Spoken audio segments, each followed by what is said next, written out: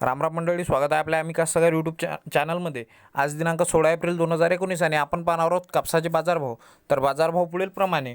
बाजार समिती राडेगाव कमाल दर 6225, किमान 5800 आणि सर्वसाधारण 6200 रुपये प्रति क्विंटल।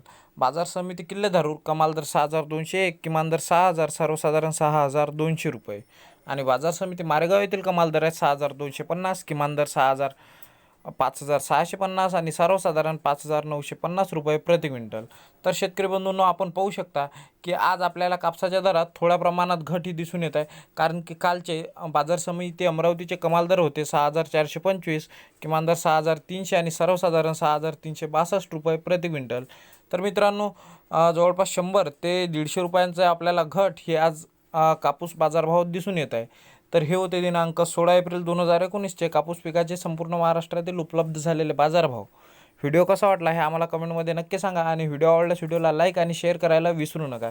त्याचप्रमाणे जर तुम्ही अजूनही आपल्या चॅनलला सबस्क्राईब केलं नसेल तर आत्ताच व्हिडिओ खाली असलेले लाल बटन दाबून चॅनलला सबस्क्राईब करा आणि बेल आयकॉनसुद्धा नक्की प्रेस करा।